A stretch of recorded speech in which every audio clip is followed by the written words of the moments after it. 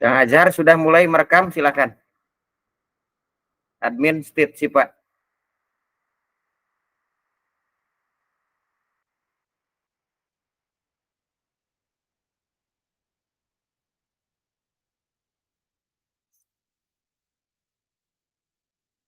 Baik, kita mulai saja Ibu Bapak ya. Izinkan saya untuk bincang bareng terkait dengan penelitian tindakan sekolah. Ya.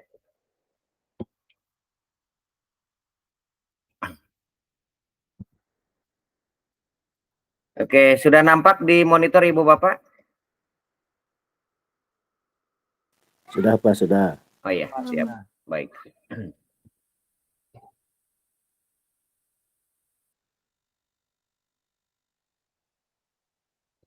Bismillahirrahmanirrahim. Assalamualaikum warahmatullahi wabarakatuh.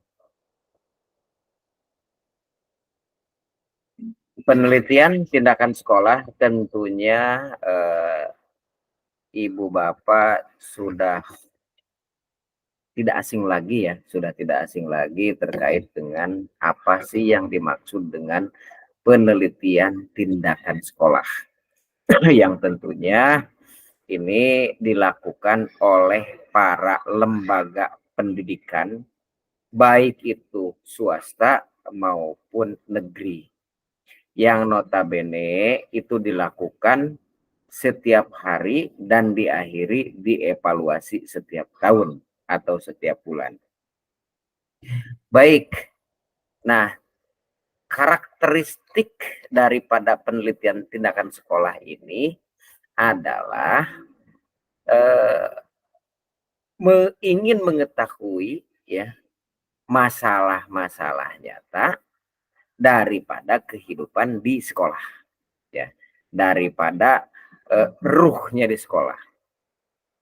Kemudian dilakukan juga oleh beberapa orang, ya, baik itu mulai dari kepala sekolah sampai kepada tukang parkir atau harus melibatkan seluruh stakeholder, ya. Kemudian mencari dan menemukan solusi, terhadap masalah yang dihadapi oleh sekolah itu sendiri, ya. Kemudian setelah itu si peneliti melakukan tindakan, ya, tindakan atau perlakuan, ya, action, apakah harus diperbaiki, dipertahankan, atau ditingkatkan untuk memperbaiki suatu keadaan, untuk meningkatkan kualitas daripada kualitas yang sebelumnya. Jadi itu karakteristik daripada penelitian tindakan sekolah. Lalu bagaimana tahapan-tahapannya? Nah, penelitian tindakan sekolah itu ada beberapa tahapan. Terdiri dari 5 tahapan. Yang tahapan pertama adalah perencanaan. Kemudian melakukan tindakan, mengobservasi, merefleksi, dan merevisi. Di perencanaan bagaimana merumuskan suatu permasalahan yang terjadi. Mana saja yang harus segera, mana saja yang urgent, permasalahan ini harus diselesaikan. Ya. Baru melakukan tindakan, yaitu dengan cara mengumpulkan data-data sehingga ketika akan melaksanakan tindakan tersebut itu sudah jelas by data. Kemudian di tahap observasi yaitu menganalisis data. Data yang kita kumpulkan tadi dianalisis. Data yang kita kumpulkan tadi diorganisir, dipilah dan dipilih. Mana saja yang harus didahulukan, mana saja yang urgen, mana saja yang prioritas 1, 2, dan seterusnya. Dan direfleksi oleh kita dari hasil observasi dan melaporkan hasil analisis tadi. Ini yang harus segera diperbaiki, ini yang harus segera ditingkatkan, dan sebagainya, dan sebagainya. Oke, dan menginterpretasikan data itu, diterjemahkan data-data itu, kemudian actionnya. Ini ketika di awal sebelumnya seperti ini, ketika ada tindakan, apakah ada perkembangannya atau tidak? Ketika ada ada perkembangan, berarti harus lebih ditingkatkan lagi model yang kita awal terapkan di sekolah tersebut. Kemudian di tahapan terakhir adalah revisi perencanaan. Ya. Apakah perencanaan ini sesuai atau tidak? Ketika sesuai, sudah laksanakan. Tidak sesuai, apa yang harus dilakukan? Dan merencanakan tindakan-tindakan selanjutnya. Ya.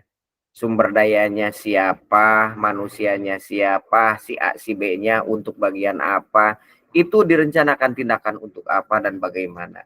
Sampai kepada guidance-nya, aturan-aturan yang harus dilakukan oleh sekolah tersebut. Dan melakukan tindakan. Itu di tahap 5. Nah, terdapat 3 kegiatan penting dalam penelitian PTS ini. Yang pertama adalah look, think, plan, action, dan refleksi. Yang tadi saya katakan. Mencermati, mengamati kegiatan. Tugas aktivitas yang dijalankan oleh diri sendiri, oleh kepala sekolah, oleh guru, oleh ya, tenaga administrasi sekolah. Itu kita mengamati dan mencermati. Kemudian berpikir, mempertanyakan apakah data sesuatu yang kurang, ya. Apakah ada sesuatu yang kurang, atau bagaimana upaya agar perubahan yang lebih baik terkait dengan tugasnya. Jadi setelah mengamati, mencermati, berpikir, mempertanyakan ada sesuatu yang kurang atau tidak. Ya. Bagaimana upayanya agar adanya perubahan jika terjadi ada hal-hal yang kurang sempurna. Ya. Siapa orangnya, mengerjakan apa, pas tidak orangnya tersebut untuk mengerjakan A, pas tidak orang tersebut untuk mengerjakan B, dan seterusnya, dan seterusnya. Kemudian merencanakan atau merancang, ya, sesuatu yang baru sebagai upaya untuk merubah keadaan. Berarti di sini menawarkan suatu produk bagaimana untuk memperbaiki suatu permasalahan yang ada, untuk meningkatkan kualitas sekolah tersebut dari kualitas A menjadi kualitas selanjutnya. Dan melakukan tindakan yang sudah dirancang dan mengamati. Dilaksanakan tuh kegiatan-kegiatan yang sudah dirancang oleh kita tuh. Sampai kita tahu, oh ternyata ketika melakukan seperti ini hasilnya akan begini. Dan setelah itu melakukan refleksi, yaitu berpikir tentang apa yang telah dilakukan kaitannya dengan tujuan yang ingin dicapai. Bagaimana visi dari sekolah tersebut? Bagaimana visi dari lembaga tersebut? Apakah visi itu sudah dilaksanakan? Bagaimana melaksanakannya? Siapa yang bertanggung jawabnya? Siapa yang melaksanakannya? Nah, di situ kita harus melakukan tindakan refleksi. Refleksi 1, refleksi 2, refleksi selanjutnya. Ketika di refleksi 1 ada peningkatan, lanjutkan. Ketika refleksi 1 tidak ada peningkatan, maka harus dicermati dan diamati ulang. Ternyata begini itu salah, harusnya begini. Itu ya, Ibu Bapak. Jadi di refleksi inilah yang menentukan nanti apakah model atau gaya atau guidance atau apapun bentuknya atau aturan yang ditetapkan oleh lembaga tadi, apakah sudah berhasil, apakah sudah sesuai atau belum. Jika belum, bagaimana caranya untuk berhasil? Berarti direfleksi lagi. Oke. Sehingga Ibu Bapak bisa melihat di sini ada permasalahan-permasalahan di siklus-siklusnya tadi. Pertama adalah perumusan masalah, dirumuskan masalah tersebut, baru direncanakan. Setelah perencanaan, bagaimana tindakannya? Setelah tindakan diamati dan direfleksi. Ini alurnya, ya. Permasalahan yang ada di siklus 1, perencanaan tindakan siklus 1, ya. Perencanaan tindakan 1, kemudian pengamatan pengumpulan data 1, refleksi 1.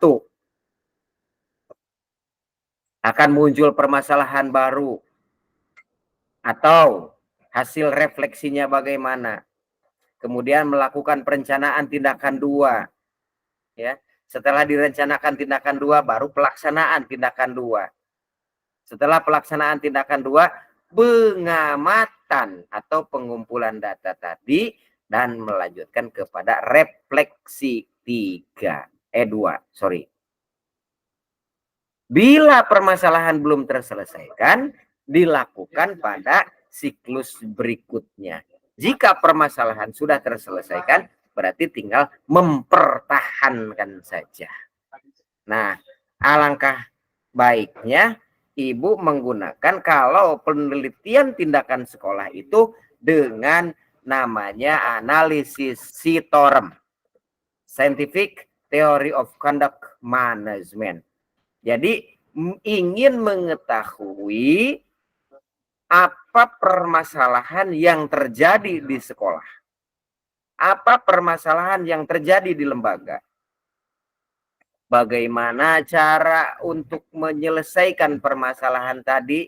Bagaimana untuk meningkatkan meningkatkan kualitas sekolah tadi. Bagaimana untuk meningkatkan satisfaction guru. Bagaimana untuk meningkatkan hasil belajar siswa, bagaimana untuk meningkatkan sense of belonging karyawan, guru, dan tenaga pendidik, tenaga administrasi sekolah. Nah, itu diurai dengan SITORM, Scientific Theory of Conduct Management. Nah, kemudian sebetulnya ini adalah tugas para pengawas pembina Ibu Bapak. Tetapi tidak salah ketika di sekolah itu ada yang namanya tim penjamin mutu atau TPM. Kalau di perguruan tinggi itu ada yang namanya LPM, Lembaga Penjamin Mutu. Nah, si TPM atau LPM tadi membuat aturan-aturan yang harus dilaksanakan oleh bersama-sama. Begitu ya. Dibuat oleh LPM atas dasar kesepakatan bersama dan disahkan oleh pimpinan dan dikerjakan oleh bersama-sama mengacu pada awal, yaitu impian, keinginan, visi daripada lembaga itu sendiri. Bagaimana untuk mencapai visi tadi, terus strategiknya bagaimana, caranya bagaimana untuk mencapai visi tadi. Sehingga apa yang direncanakan, apa yang dicita-citakan, apa yang diinginkan oleh lembaga tadi dengan mudah dapat dicapai kalau model ini digunakan dan sistem ini dilaksanakan. Ya. Jadi itu Ibu Bapak terkait dengan penelitian tindakan sekolah. Oke. Setelah ini kita buka session untuk ngobrol bareng. Mangga dipersilahkan Ibu Bapak. Pak Ian mungkin, silakan Pak Ian bicara pengalaman di lembaganya, baik itu di lembaga sekolah formal maupun pondok pesantren. Mangga, dimulai Pak Ian dulu, ayo.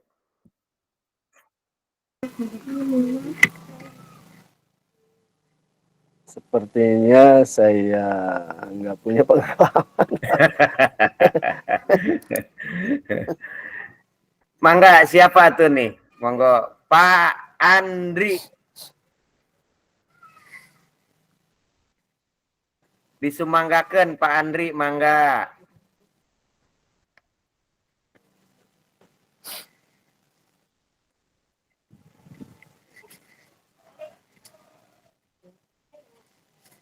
Atau Pak Nazik Rida. Pak Nazik nih.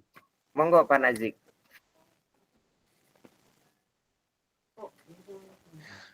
Ya Pak, Mangga, mangga, saya mangga. ini Pak, mau nambahin aja nih Pak. Mangga, mangga, mangga. Silakan. Nanti kalau jadwal kuliah metodologi penelitian, Iya.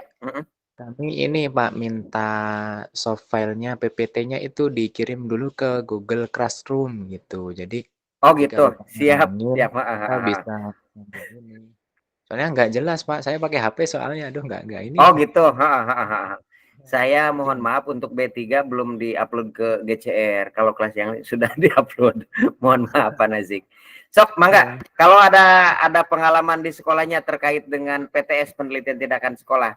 Jadi seperti apa Pak Nazik menyelesaikan atau mewujudkan keinginan daripada masalah-masalah yang ada di sekolah tersebut. Ya untuk di sekolah mungkin ya pernah terjadi suatu kasus gitu ya, maksudnya kasus Yeah. dalam siswa atau murid, kebanyakan murid itu suka ini, banyak yang menomorduakan ini, nggak tahu kalau di lembaga lain, tapi kalau di lembaga saya itu sudah mulai menyepelekan karena adanya tugas gitu. Jadi kadang-kadang siswa itu mau ngerjain, kadang-kadang enggak. Oh gitu. Khususnya yang PR. Nah, Oke, PR. siap, Kalau yang siap. tugas di sekolah kan masih kita pantau. Nah, itu cara penyelesaian saya mungkin dari kasus yang kecil. Nah, itulah ibarat kata. Oke. Itu juga buat pembelajaran aja. Mungkin dari ini kita pupuk mental siswa supaya dia sadar betul akan pentingnya ilmu gitu. Iya. Tapi belum sampai ke tahap itu sehingga tahap anak-anak itu kan memang masih dalam tahap bermain. Jadi mau nggak mau memang mereka itu masih tahap bermain. Akan tetapi jika kita tanamkan kepada mereka akan pentingnya ilmu, manfaatnya ilmu, panennya nanti ketika sudah memegang apa itu ilmu, nah insya Allah nanti mereka benar-benar mau semangat untuk belajar gitu. Tapi ya Oke. 50% dari 100% ya karena mereka masih dalam tahap kanak-kanak itu tadi kan Pak gitu. Oke. Tapi upaya apa yang sudah dilakukan di lembaga Pak Najik sendiri untuk meningkatkan minat untuk mengerjakan tugas rumah tadi? Nah, untuk upayanya dari saya pribadi kan karena ini cuma kasus dalam satu kelas, jadi belum keseluruhan. Ini saya mencoba untuk lebih menekankan itu tadi, Pak. Jadi ketika jam pembelajaran saya sampaikan bagaimanapun caranya saya doktrin lah biar mereka itu sadar betul akan pentingnya ilmu tadi saya sampaikan. Maka Oke. Kisah-kisah bapak dulu yang misalkan nyesel nggak dari Iya, dulu. Kan iya, iya, iya. harapannya supaya apa, mereka itu, tertarik atau mereka Oke. itu jadi mempunyai keinginan untuk menjadi lebih baik sehingga Mhm, mhm, lebih menipiskan atau meminimalisir akan mhm, mhm. terjadinya suatu tindakan yang semaunya sendiri. Kan kadang-kadang Oh gitu. kebanyakan begitu anak-anak gitu. Mhm, mhm, mhm. Memang artinya pembelajaran sekarang itu lebih kepada student center, ya. Jadi pusat pembelajaran itu ada di siswa. Nah, bagaimana kita sebagai tenaga pendidik untuk membuat siswa itu senang, berarti kita harus punya model-model tersendiri bagaimana menangani permasalahan tadi yang dikatakan. Salah satu contoh, ada salah satu guru di SMA Anta Branta di sana eh, pernah ngobrol dengan saya bahwa, nah, kasus sama dengan yang disampaikan Pak Najik barusan. Kemudian saya bicara mudah-mudahan ini menjadi obat, ini menjadi penawar ketika harus merefleksi siswa tersebut untuk meningkatkan keinginan tadi belajar tadi. Bahkan sampai di kelas pun ya nyantai-nyantai saja. Artinya pembelajaran menyenangkan itu seperti apa dan bagaimana? Tinggal kita sebagai guru, kita sebagai tenaga pendidik merancang sedemikian rupa model pembelajaran ini. Apalagi sekarang nggak tahu model kurikulum merdekanya seperti apa dan bagaimana, yang intinya dibuat senang, tetapi isi daripada pembelajaran itu adalah materi yang sesungguhnya. Tetapi bagaimana caranya kita membuat siswa itu senang, sehingga ketika senang otomatis dia dengan sendirinya akan sadar untuk melakukan tindakan-tindakan tadi. Nah, tinggal bagaimana kita meramu, meracik sehingga menjadi ramuan-ramuan yang sangat jitu gitu tak untuk disuguhkan kepada anak. Salah satunya model PBL, problem based learning, atau PBS, problem based solving, untuk memecahkan masalah. Nah, masalah ini kita angkat yang terhangat, yang top trending. Nah, kita buat masalah itu langsung. Bagaimana ketika saudara menemukan permasalahan ini terkait dengan keputusan pemerintah nomor sekian-sekian tentang apa, silakan untuk didiskusikan. Nah, seperti itu mungkin, Pak. Ada hal-hal yang harus diramu, diracik sehingga menjadi suguhan yang sangat lezat bagi siswa tersebut. Mungkin seperti itu. Itu hanya obrolan kecil saja mungkin, Pak Najib.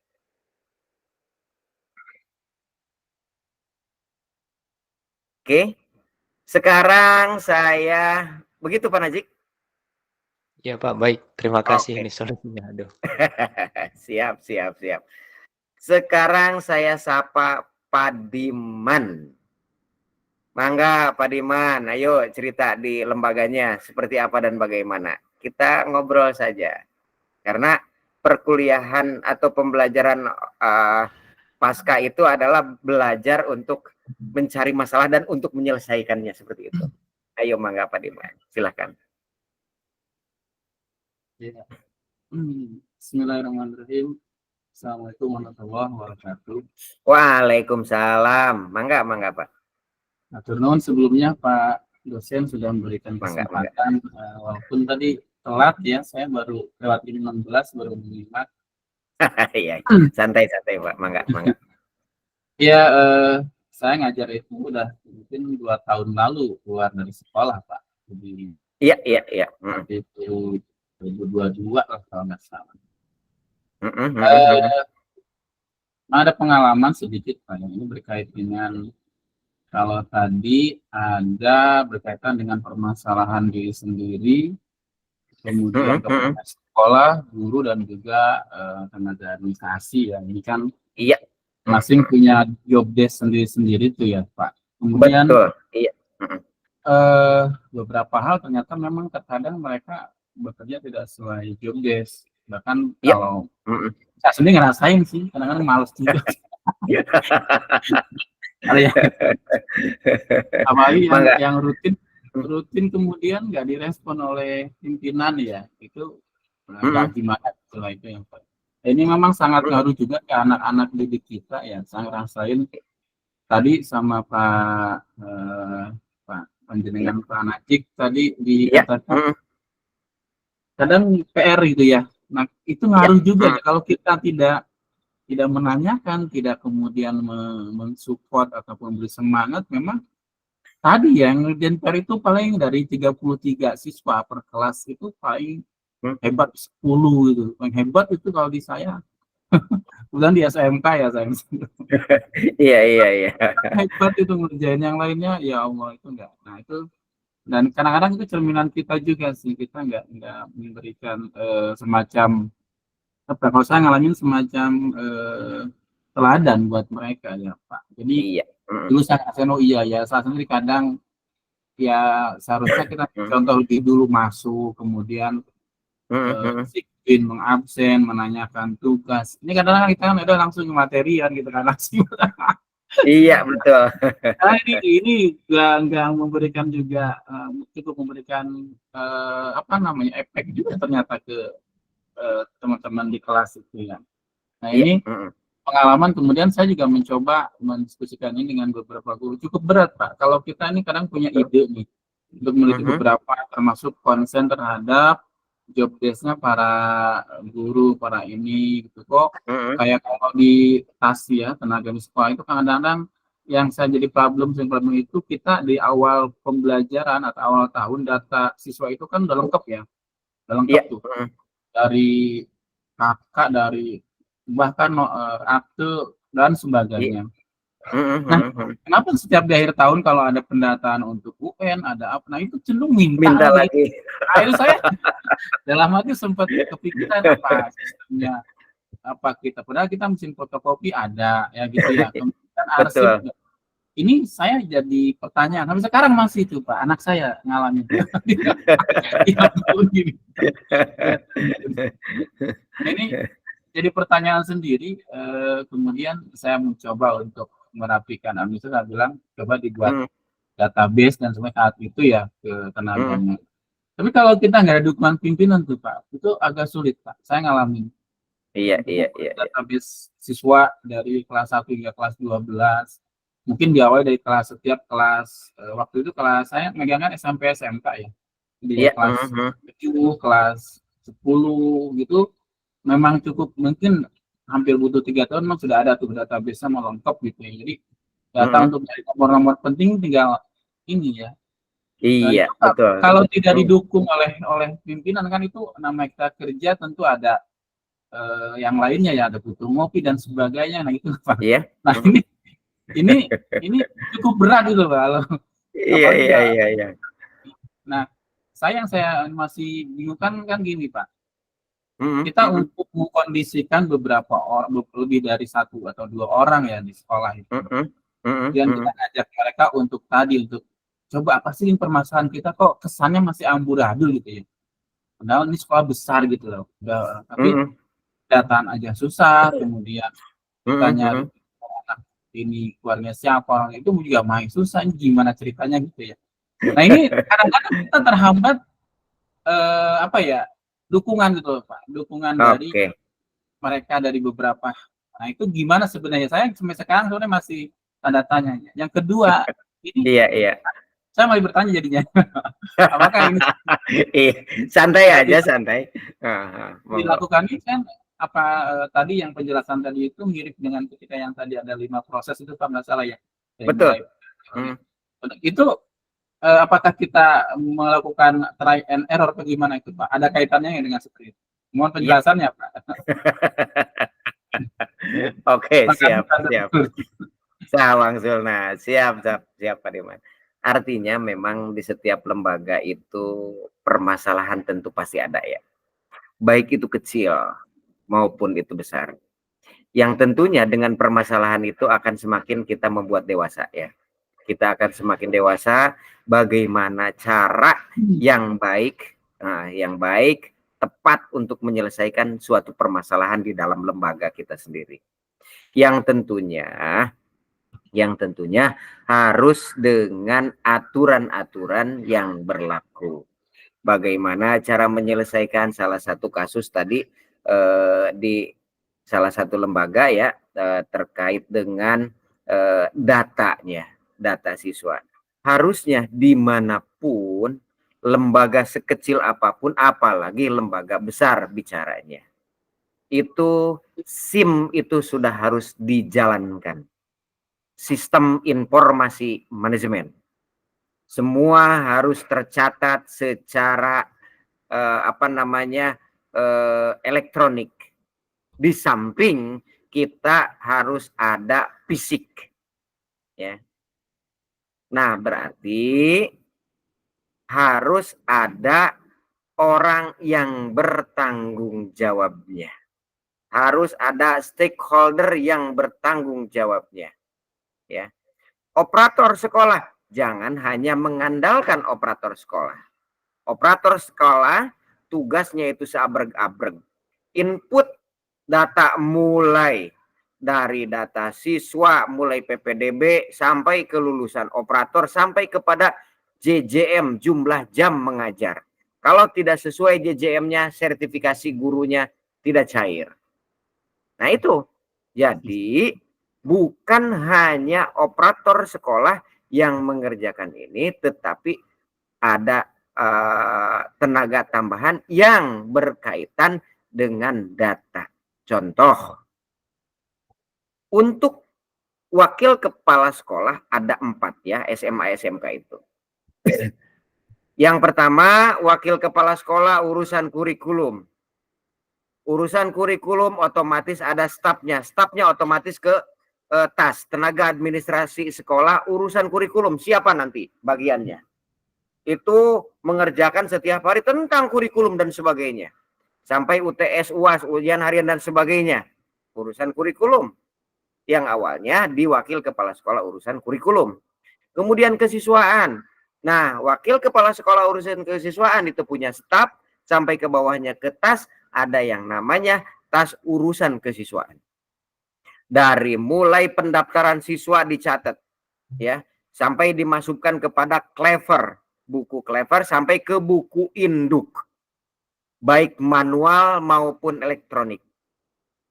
Jadi harus terekam benar-benar nama siswa pakai huruf besar atau kecil, tanggal lahir, nama orang tua, bapak dan ibunya, penghasilan orang tua, jarak dari rumah ke sekolah, menggunakan apa, punya riwayat penyakit apa, hobi apa, dan lain-lain.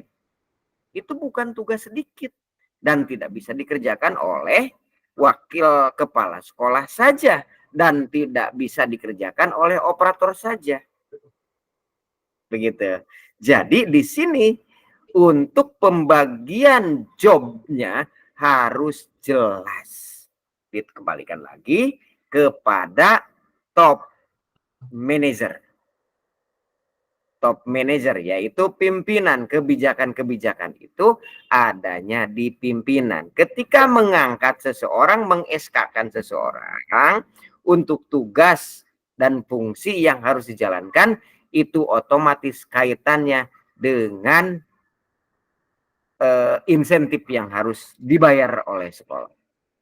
Yang tentunya disinilah tugas top leader. Tugas top leader bukan hanya bukan mengajar, tetapi bagaimana memanage lembaga ini menjadi lembaga baik dan semua pekerjaan yang harus diselesaikan dari hulu sampai ke hilir itu sesuai dan kembali mengacu kepada impian di awal, yaitu visi dari lembaga itu sendiri.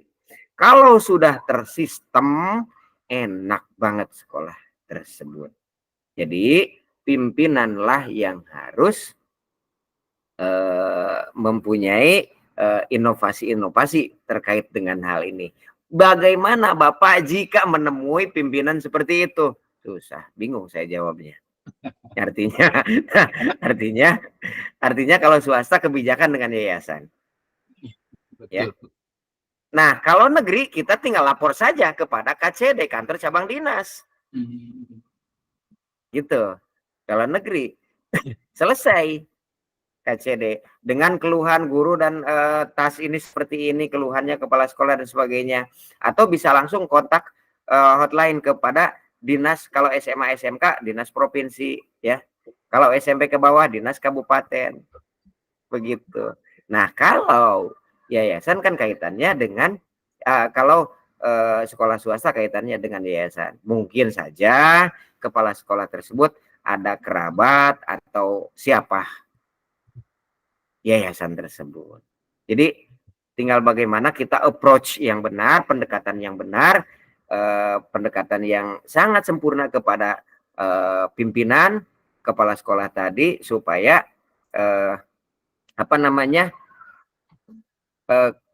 quantum quotient di sekolah tersebut itu bisa didapatkan.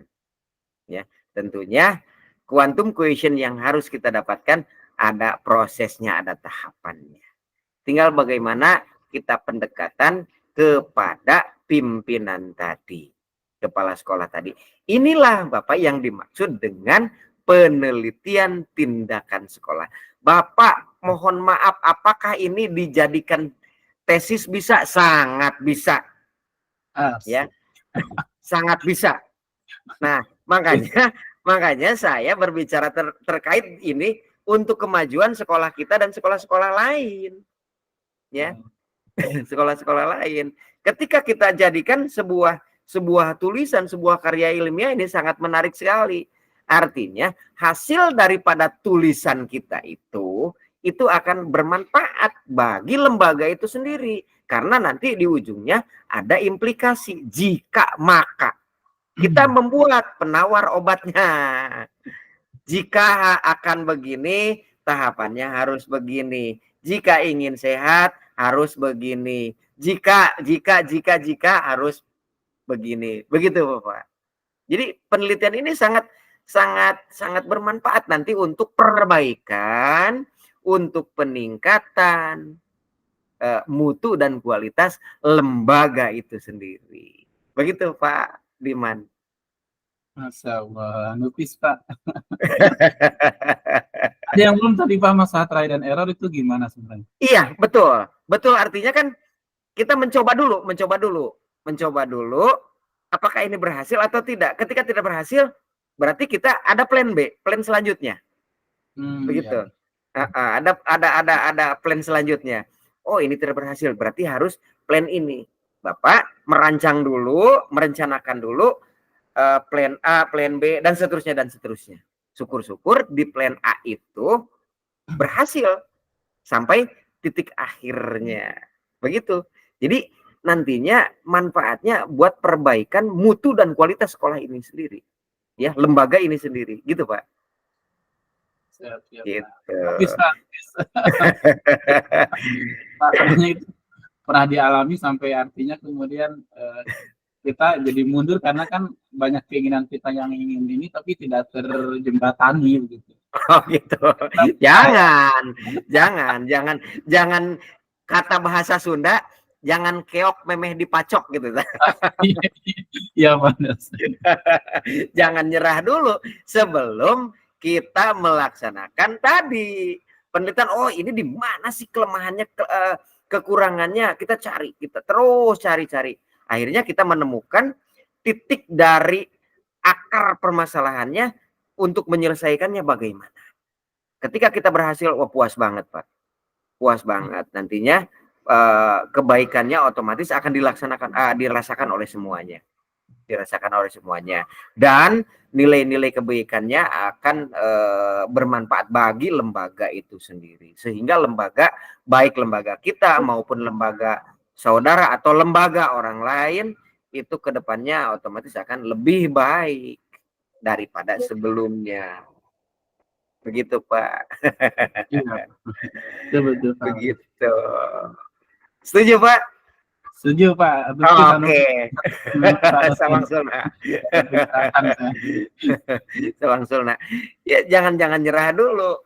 Mangga yang lain. Mangga Pak Diman, hatur nuhun. Sami-sami Bapak. Oke. Pak Ian, mangga Pak Ian. Ayo. Harus panas dulu nih Pak Ian, kayak mesin diesel rupanya. Mangga Pak Ian, silakan. Jadi saya terinspirasi permasalahan, Pak. Oh iya, siap. Mangga. Cuman iya jika nama ting nyambung ting henteu karena penelitian tindakan sekolah. Mangga, silakan. Jadi saya pernah ngajar di satu lembaga. Jadi di lembaga itu mungkin karena emang saya nggak paham atau gimana ya. Ya. Jadi sistemnya kan kayak sistem di perusahaan gitu. Ada direktur, ada HRD, kepala sekolah, yayasan, gitu. Kemudian kurikulum, terus kesiswaan. Taruhlah misalnya yang kepala sekolah, yayasan, kepala sekolah, kurikulum dan kesiswaan itu kan memang lumrah ada di dunia pendidikan kan, di lembaga pendidikan. Betul. Kan begitu. Iya. Maksudnya yang saya belum paham nih, belum paham itu fungsi daripada dua posisi tadi tuh, direktur kemudian HRD. Nah, jadi seandainya pun dia memang maksudnya posisi itu emang layak ada atau misalnya lazim juga ada gitu di lembaga pendidikan. Itu fungsi mereka itu apa gitu kan? Siap. Sebagai apa dan punya wewenang apa gitu. Siap. Antara yayasan dengan direktur kedua posisi tadi ya, itu kira-kira posisinya ada di mana gitu. Siap. Dulu saya pernah ngajar di daerah Caringin lah, pokoknya adalah satu lembaga, nggak saya sebut lembaganya. Anta beranta lah gitu tah. Ya. Entah beranta. Iya. Maksudnya saya agak aneh aja gitu. Maksudnya baru ngedenger gitu ada direktur, ada apakah emang wajar-wajar aja gitu di lembaga pendidikan ada struktural kayak gitu. Siap. Gitu Pak. Direkturnya direktur direkturnya direktur apa Pak Ian? Direkturnya direktur apa tuh posisinya? Direktur lembaga eta we pokoknya mah gitu. Hanya direktur aja gitu. Direktur posisinya teh sebagai direktur gitu. Terus ada HRD gitu. Maksudnya kalau memang posisi-posisi itu memang layak ada di satu lembaga pendidikan, sugan kaharepna kuring boga sakola gitu Pak. Arek amin. Mana HRD. Siap. Kuring nu boga yayasana bisa. Siap. Amin. Gitu. Siap Pak Ian. Fungsi-fungsi mereka itu di dalam struktural itu. Dia punya wewenangnya, direktur itu apakah sama dengan kepala sekolah? Atau lebih tinggi kepala sekolah atau lebih tinggi direktur atau dengan HRD gitu tapata maksudnya. Siap. Supaya saya pinter ya, saya kan kerja ajar. Siap Pak Ian. Terkait dengan kira-kira nyambung teh Pak jeung tema orang materi. Oh, nyambung. Sangat nyambung. Alhamdulillah teh nyambung. Sangat nyambung. Artinya kan ini satu permasalahan yang ada di sekolahnya Pak Ian. Satu permasalahan yang ada di sekolah. Tentunya ini masuk kepada penelitian tindakan sekolah. Ya, bagaimana ketika ada hal tersebut di dalam suatu lembaga tersekolah yang disebutkan Pak Ian tadi dua, antara satu direktur dan kedua adalah HRD. Nah, tentunya setiap lembaga itu mempunyai aturan-aturan yang berbeda, ya. tentunya mempunyai model-model yang berbeda di satu lembaga. Antara lembaga A, lembaga B, lembaga C itu sangat akan berbeda-beda, ya, aturan-aturan tersebut. Namun, apakah itu dihalalkan atau diperbolehkan terkait dengan penambahan 2 struktural tadi? Silahkan. Kalau memang lembaga tadi ada uangnya untuk memberikan insentif bagi kedua struktural tadi, yaitu direktur. Nah, biasanya direktur itu adalah orang langsung tangan kanan yayasan, ya, untuk mengelola seluruh aktivitas yang ada di sekolah. Biasanya untuk direktur itu dari mulai kegiatan A, kegiatan B, kegiatan seterusnya dan seterusnya, itu direktur. Berarti kepala sekolah itu adalah bertanggung jawab selain daripada ke yayasan, ke direktur dulu. Jadi melaporkan hasil kinerjanya itu kepada direktur, ya. Oh, berarti direktur luhurin kepala sekolah. Luhuran kepala sekolah. Jadi untuk manajemen mutu adanya di direktur. Kepala sekolah hanya menjalankan aturan-aturan yang sudah dibuat oleh direktur tadi. Tergantung daripada kebijakan lembaga, ya. Karena kebijakannya pasti beda-beda, Pak, ya. Gitu. Nah, yang kedua adalah HRD. HRD memang itu harus, ya. Di dalam sebuah lembaga, baik itu lembaga pendidikan maupun lembaga non pendidikan, kan, itu harus adanya HRD. HRD itu adalah berfungsi untuk rekrutmen tenaga pendidik dan non kependidikan. Tenaga pendidik, guru, non kependidikan, TU, dan lain-lain, TAS, ya, tenaga administrasi sekolah, sampai kepada rekrutmen satpam di depan. Itu tugasnya adalah HRD. Oh, gitu. Berarti mirip emang sama persis seperti perusahaan gitu, Pak? Betul, perusahaan. Kepala sekolah hanya menjalankan, ya, aturan-aturan yang sudah dibuat untuk diterapkan di lembaga sekolah anta berantah tadi. Gitu, Pak Yan. Jadi kepala sekolah nggak punya kebijakan, dia hanya sebagai pelaksana. Sebagai Lamun pelaksana. ayah HRD. Enggak, direktur. Oh, direktur. Kalau HRD berarti di sejajar sama kepala sekolah apa di atas, iya, apa di bawah? Di bawah, Pak. Oh, seperti di bawah itu. Kepala sekolah. Iya. Itu di bawah kepala sekolah. Oh, bukan di atas kepala. Bukan, HRD. Tapi itu waktu itu punten, Pak.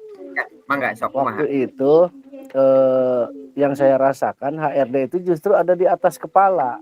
Maksudnya bukan luhurin kepala sekolah gitu. Dia punya wewenang, yang saya rasakan, ya, dia itu wewenangnya itu ada di atas kepala sekolah, justru bukan di bawah kepala sekolah. Di bawah kepala sekolah. Oke. Oh, gitu. Itu di bawah kepala sekolah. Artinya HRD itu untuk menghitung, dia tugasnya menghitung kebutuhan tenaga karyawan. Terus menyampaikan aturan-aturan yang sudah dibuat, ya, atau membuat aturan-aturan, ya, atas dasar persetujuan daripada direktur tadi. Gitu. Kemudian bertanggung jawab kepada kepala sekolah ketika ada yang melamar datang, diinterview oleh HRD tadi. Kebutuhannya di sekolah ini, kebutuhannya adalah guru komputer. Nah, datang pelamar guru komputer, dites. oleh HRD tadi tentang kecakapannya untuk mengoperasikan sebuah komputer dan sebagainya. Oke. Sebelum menerima, HRD tadi koordinasi dengan kepala sekolah, koordinasi. Oh iya, karena gerek ditanyakan ya. Nah, koordinasi dengan kepala sekolah.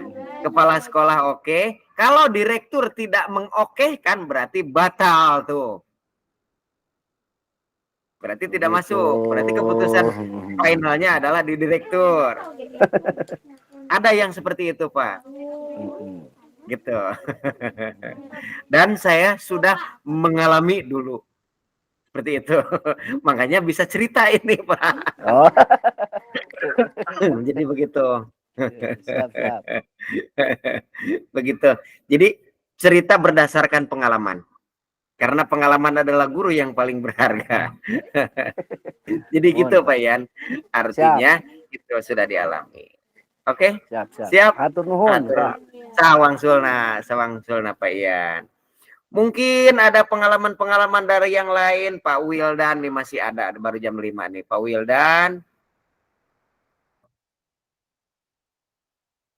Atau Ibu Siti Salbiah.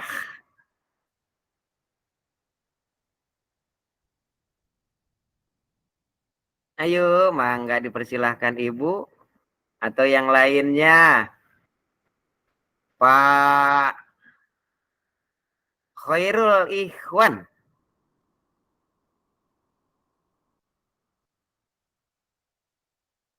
Atau Ibu Siti Hidayah, mangga dipersilahkan. Pak Khairul Ikhwan. Monggo Pak. Assalamualaikum warahmatullahi wabarakatuh. Waalaikumsalam. Cerita pengalaman Bapak seperti apa nih? Nanti pengalaman itu bisa dijadikan tesis. Baik, Pak. Mangga Pak. Mohon maaf. Saya baru gabung, belum lama gabung. Mangga Pak, silahkan.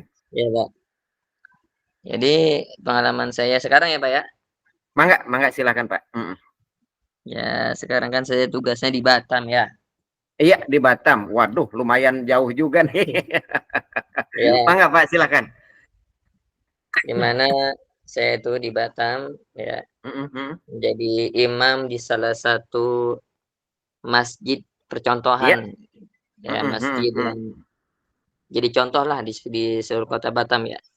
Iya. Berbagai macam dari kegiatannya, dari pengurusnya, dari segala pengelolaannya itu menjadi contoh teladan.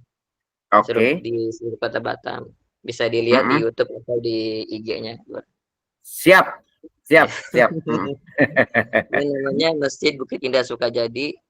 Masjid itu berada di komplek atau di kawasan elit di Batam. Yang mana kawasan tersebut tempatnya para pejabat, tempatnya para konglomerat, dan juga bukannya muslim aja ya di situ. Banyak non muslim, Chinese ya. Non muslim juga ada di situ ya. Bagus. Oke, mantap. Dan juga saya di sana bukan hanya imam aja. Iya. Karena di sana juga ada rumah tahfiz yang saya kelola, yang dikelola sama masjid. Juga ada UPZ ya, UPZ, unit penerimaan zakat dan pengelola zakat. Ya. Kami juga yang urus. Juga bimbingan mu'alaf center ya, di situ juga tempatnya ya. Banyak orang yang masuk Islam, banyak orang yang konsultasi masalah agama, belajar dan segala macam. Oleh karena itu, karena makmumnya itu para orang-orang elit, orang pejabat, saya sebagai ya orang biasa harus benar-benar bisa menyatukan jamaah. Karena kita sebagai ibarat kata dijadikan rujukan di sana. Tidak semua orang ya menerima apa yang kita utarakan. Iya. Apalagi jamaahnya kan berkelas semua. Nah, itu mungkin PR buat saya. PR buat saya bagaimana memberikan pemahaman buat orang-orang yang berkelas. Karena kan kalau orang sudah terkenal, sudah punya harta banyak kan dinasihatin agak keras kan. Ya, Betul, ya kadang mereka betul, betul, betul. dipandangin, saya ini bos, saya ini. Jadi bagaimana mereka itu menerima pendapat kita, walaupun kita ini orang di bawah mereka lah dalam hal Oke. pendidikan gitu kan. Itu Iya. juga dalam masalah UPZ, masya Allah ya, di sana Oke. masjidnya banyak ya, memberikan bantuan kepada orang-orang musafir, anak Oke. yatim, Oke. fakir miskin. Tapi permasalahannya ya ada oknum-oknum yang memanfaatkan, ibarat kata Iya, menipu lah. iya. Ya datang ke Oke. masjid, ngaku sebagai musafir, nggak punya siapa-siapa, kami bantu. Ternyata sana-sananya dia seorang penipu. Ibarat kata gitu kan, cuma Oke. menipu aja, banyak oknum seperti itu ya kami temukan seperti itu. Oke. Itu yang menjadi PR buat kami. Ilmunya belum tahu saya. Iya. Saya belum punya ilmu ke situ. Membedakan mana orang yang jujur, mana Oke. orang yang nggak jujur itu benar-benar PR buat saya dan kawan-kawan di sana ya. Benar. Kami para Betul. ustadz di sini Iya. belum bisa membedakan mana yang jujur, mana yang nggak jujur. Iya, Juga kan betul. dalam masalah zakat fitrah kalau di Batam tuh beda ya. Kan kalau di Oh Bogor gitu? zakat maksudnya penerimaannya. Kalau di Bogor kan Iya, kita keliling ya. iya. Kita sama RT RW langsung ke rumahnya kita Iya. bagikan kan, dan jelas mustahiknya. Kalau di Iya. Batam tuh adatnya Iya. beda. Jadi Seperti apa? setiap masjid itu naruh kotak. Nah, naruh kotak nanti di situ ada apa namanya sih? Eh apa namanya? Bukan brosur apa namanya? Tulisan atau apa? Iya, pamflet atau apa gitu ta? Ya permintaan lah dari orang, untuk saran ya, permintaan dari Iya. entah itu dari lembaga, dari perorangan ya, mereka Iya. ngajukan proposal ya, Proposal. ya Iya. penerimaan zakat fitrah. Nah disitulah juga PR Mm. buat kita. Kadang ada Oh, yang ngasih proposal 2, 3, namanya juga adat di situ kan seperti itu. Kita belum gitu. tahu ini perorangan benar-benar orang mampu ataukah orang yang benar-benar mustahik. Itu situlah PR buat kami juga ya, Oh, sebagai iya. masjid. Kita khawatirkan ini amanat uang dari umat, harus kita kasih ke yang berhak. Namanya juga adat ya, Oke. kami juga bingung di sini. Adatnya seperti Oke. itu, kita harus ngikutin cara-cara yang orang Batam seperti itu. Jadi enggak Oke. dari rumah ke rumah, jadi orang yang naruh proposal. Jadi disitulah permasalahannya, apakah ini orang mampu ataukah tidak. Karena itu Oke. kami lihat juga kan dari Iya. orangnya, apa namanya, umurnya, makanya kami seleksi juga tuh apa proposal agar jangan Oke. sampai harta ini buat orang yang salah kan. Oke. Siap. Iya, jadi ya terus juga di masjid itu juga apa namanya, karyawannya paling banyak ya sebatam. Contoh aja imam ada 3, muadzin ada 3, terus satpam juga ada 2. Iya. Oh, Juga satpam alhamdulillah. juga di sini non muslim. Iya. Oh, mantap, Iya. Pak. Di sana kami non muslim. Tapi ada permasalahannya kadang non muslim itu apa satpam itu masuk ke dalam masjid buat Oke. matikan lampu. Padahal kan ada petugas lain kan yang lebih berhak Oke. mematikan lampu. Kenapa kami tidak Iya. bolehkan? Khawatirnya ya namanya non muslim mereka punya hadas besar kan, nggak mandi. Itu Iya. ke dalam masjid itu yang jadi permasalahan. Makanya Iya. kadang saya sebagai imam, saya lebih cepat ya berlomba-lomba gitu matikan lampu. Iya. Oke. Mohon Nah, siap. pandangannya dari Pak dosen, apa hukumnya apa seorang non muslim menjadi satpam di masjid, gitu kan.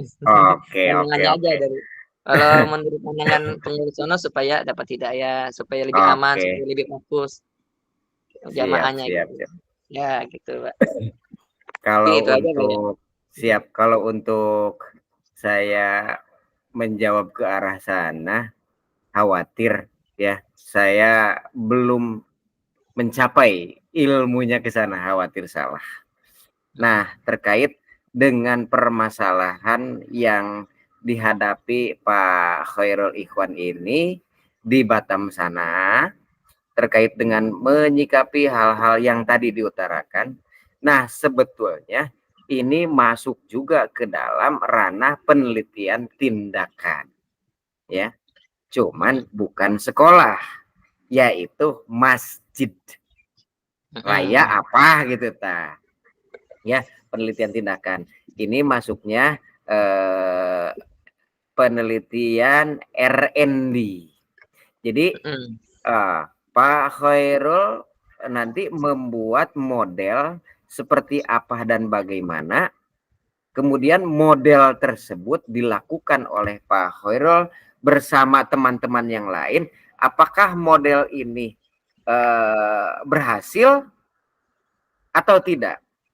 Jika tidak berhasil, harusnya seperti apa dan bagaimana? Di mana letak kekurangannya? Di mana letak kelemahannya? Jika tidak berhasil. Kalau berhasil, tetapi belum mencapai puncaknya. Di siklus 1 seperti ini hasilnya. Berarti, oh harus ditingkatkan lagi seperti ini modelnya. Jadi Pak Khair itu membuat model tersendiri seperti apa dan bagaimana penelitian tindakan ini yang pas dan cocok untuk dilakukan di tempat masjid tadi. Lembaga Pak Iwan apa namanya? Siar ilmu tadi. Iya, iya. Iya, makasih banyak, Pak. Jadi artinya Pak Ikhwan membuat sendiri seperti apa dan bagaimana nih harusnya supaya apa namanya membentengi hal-hal yang proposal gadungan tadi datang. Kemudian memberikan pemahaman-pemahaman kepada para konglu yang memang notabene dari tingkat ekonominya lebih wah, dari tingkat pendidikannya lebih tinggi, tetapi mereka sadar akan zakat tadi, sadar akan pentingnya zakat tadi, sadar akan pentingnya masjid dan sebagainya dan sebagainya.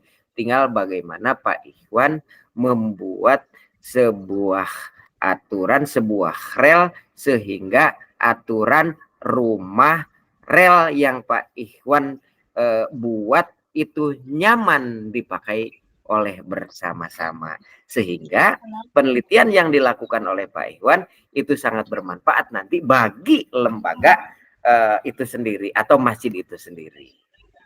Ya. Ya, Pak. Makasih banyak, Pak. Oke, kalau saya membuat Pak Iwan harus begini, saya belum nggak ngalamin nih, nggak bisa coba-coba, khawatir salah. Beda dengan Pak Ian tadi. Kalau Pak Ian saya sudah ngalamin. Nah, ini harusnya begini gitu. Jadi enak banget gitu. Begitu, Pak. Iya. Oke. Cari bagaimana caranya solusi yang terbaik sehingga hasil yang didapatkan dari penelitian yang akan dilakukan oleh Pak Iwan, penelitian yang akan dikerjakan oleh Pak Iwan, terus kemudian model yang akan dilakukan oleh Pak Iwan terhadap lembaga itu sendiri, itu akan bermanfaat nantinya bagi lembaga itu sendiri. Begitu Pak Iwan mungkin. Iya, baik. Terima kasih, Pak. Siap. Mohon maaf, mungkin kurang. Mohon maaf. Siap. Mungkin dari yang lain masih ada nih dikit lagi jam 5. Baru jam 5 lewat. Insya Allah teman-teman ya, Ibu Bapak pasca kelas B3 itu nanti daftar hadirnya Ibu Bapak bisa apa namanya mengunjungi Google Classroom dan bisa mengunduh atau mendownload materi yang hari ini saya sampaikan, kita bahas bersama-sama. Oke, nanti untuk daftar hadirnya ada di GCR masing-masing. Tinggal Ibu Bapak mengunjungi Google Classroom-nya masing-masing. Oke, baik Ibu Bapak, saya haturkan terima kasih ya yang sebanyak-banyaknya atas kehadirannya hari ini. Ya Ibu Bapak semangat ya, semangat karena belajar itu nggak ada ujungnya ya Ibu Bapak, nggak ada ujungnya ya. Atur nuhun atas perhatiannya, dan sekali lagi saya mohon maaf atas semua kekurangan, atas semua kehilafan, atas semua keterbatasan, atas pemaparan yang saya sampaikan. Dan sekali lagi saya ucapkan wallahul muwaffiq ila aqwamit thoriq. Assalamualaikum warahmatullahi wabarakatuh. Waalaikumsalam warahmatullahi wabarakatuh. Terima kasih Pak Dokter. Ayo, nuhun, pamit duluan ya. Pamit duluan. Mangga nanti bisa dikunjungi Google Classroom-nya. Ya Bapak. Mangga izin.